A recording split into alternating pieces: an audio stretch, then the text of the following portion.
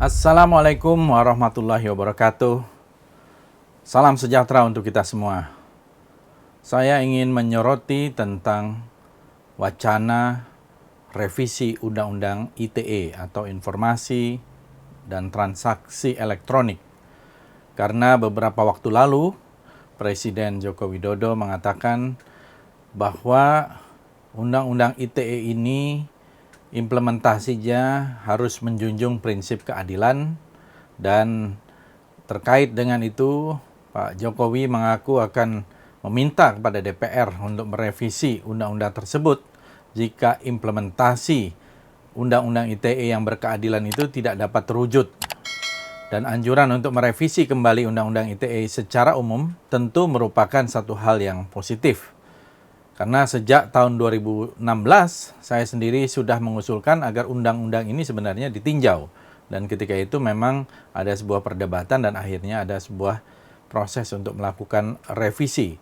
Terutama ketika itu pasal-pasal yang potensial dan terbukti menjadi pasal karet. Nah, revisi Undang-Undang ITE ini sebenarnya bukan pertama kali bergulir. Tahun 2016 telah ada revisi dengan Undang-Undang Nomor 19 Tahun 2016 sebagai perubahan terhadap Undang-Undang Nomor 11 Tahun 2008 tentang ITE. Tetapi revisi saat itu tidak mencabut pasal-pasal dalam Undang-Undang ITE yang dianggap sebagai pasal karet. Pasal karet ini adalah pasal yang bisa digunakan kadang-kadang sesuai selera dan interpretasinya juga sesuai dengan kepentingan atau bahkan bisa didasari oleh hal-hal yang belum tentu untuk keadilan. Pasal yang dianggap bermasalah itu cukup banyak, ya. Ada yang mengatakan sekitar 9 pasal. Tapi setidaknya ada sejumlah pasal yang perlu kita cuplik, ya, yang memang mempunyai persoalan-persoalan yang menimbulkan interpretasi yang berbeda-beda. Pasal 26, pasal 27 ayat 1 soal kesusilaan, pasal 27 ayat 3 soal penghinaan dan atau pencemaran nama baik, pasal 28 ayat 2 soal ujaran kebencian, dan pasal-pasal lain seperti pasal 26 ayat 3, ya, kemudian pasal 36, pasal 40 ayat 2, pasal 40 ayat 2B, pasal 45 ayat 3, dan sebagainya.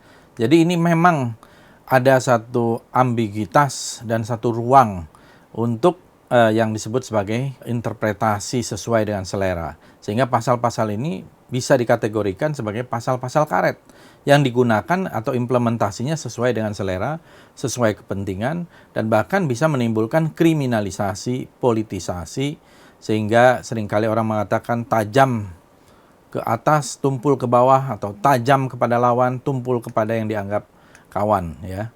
Dan juga ada ambiguitas tentang delik perdata dengan delik pidana, satu hal yang hingga kini terus dipersoalkan.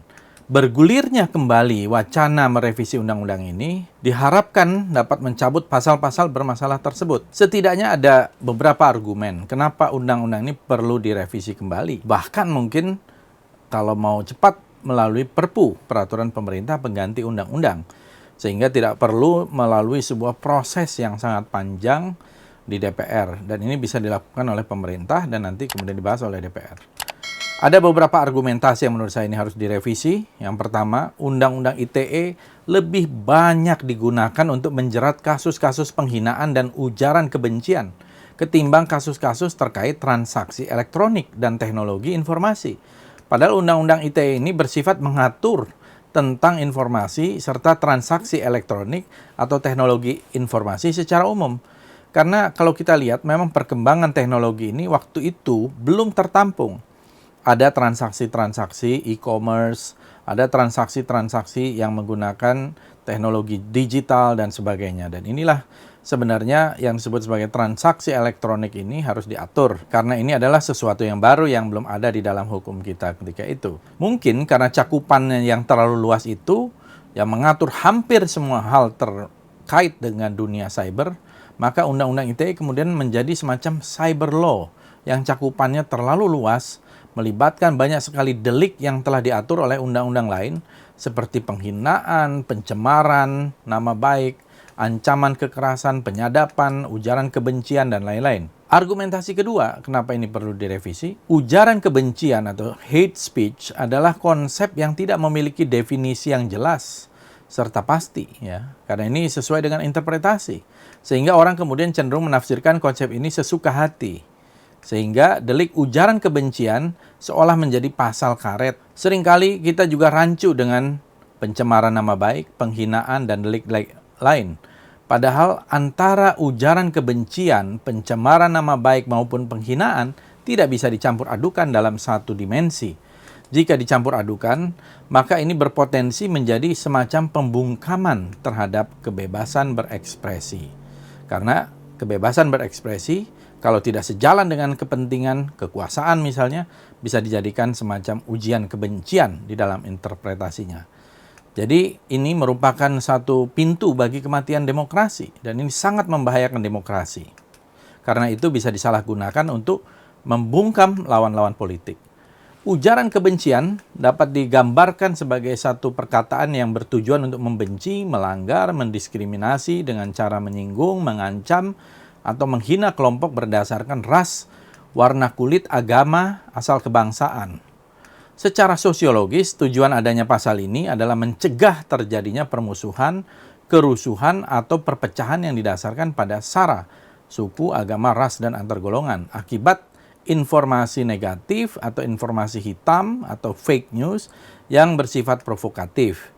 Benci sebenarnya adalah sifat yang manusiawi, ya, bagian dari ekspresi kemanusiaan. Berbagai ahli hukum menyatakan jika larangan ini merupakan bentuk pembatasan atas emosi atau perasaan manusia, rasa benci merupakan salah satu sifat alami manusia, dan melarang timbulnya perasaan tersebut merupakan bentuk kriminalisasi terhadap emosi. Namun kebencian bisa melahirkan akibat-akibat tertentu, memang harus dibatasi dan bahkan dilarang. Dan pertimbangan atas yang muncul dan tindakan kebencian ini menjadi aspek yang tidak boleh dilupakan dalam mengadili kasus ujaran kebencian. Sekarang ini ada 3 undang-undang yang mengatur larangan ujaran kebencian, yaitu Undang-Undang KUHP, ya, 156, kebencian terhadap ras dan etnis yang merupakan golongan penduduk Indonesia, 156, kebencian terhadap agama, 157, menyebarluaskan kebencian terhadap golongan penduduk dengan menggunakan sarana tulisan. Kemudian juga yang kedua, Undang-Undang ITE, Pasal 28 ayat 2, menyebarkan informasi yang menimbulkan kebencian atau permusuhan individu maupun kelompok masyarakat tertentu berdasarkan atas suku, agama, ras, dan antar golongan. Lalu ada juga yang ketiga adalah Undang-Undang Nomor 40 Tahun 2008 tentang penghapusan diskriminasi ras dan etnik. Dan di situ ada salah satu pasal melakukan tindakan diskriminasi dengan menunjukkan rasa benci kepada orang lain karena perbedaan ras dan etnis. Jadi kesimpulan saya, catatan tentang rencana revisi ini merupakan satu hal yang sangat bagus dan perlu dilakukan dengan segera. Karena apa? Karena demokrasi kita sekarang sudah semakin jeblok. Demokrasi kita sekarang ini turun 17 peringkat. Dari tahun 2019 yang berada di ranking 85, sekarang kita menjadi ranking 102. 17 peringkat kita turun dari 160 atau 180 negara yang disurvei. Jadi kita yang selama ini selalu menggadang-gadangkan diri sebagai negara ketiga demokrasi di dunia, ternyata berada di ranking 112.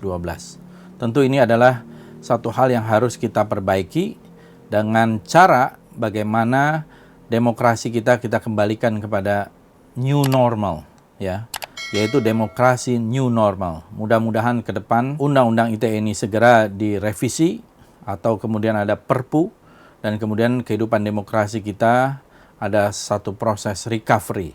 Dan mudah-mudahan ini juga nanti akan menghilangkan sebuah catatan hitam di dalam perjalanan demokrasi kita, yaitu buzzer. Buzzer yang sekarang ini menjadi sebuah mata pencaharian dan melapor-laporkan orang seenaknya hanya karena mereka berpendapat atau berbeda pendapat, atau kemudian pendapatnya itu tidak disukai oleh kelompok itu. Dan inilah yang menurut saya menjadi ancaman bagi demokrasi kita, ancaman bagi pelaksanaan konstitusi kita. Terima kasih. Wassalamualaikum warahmatullahi wabarakatuh.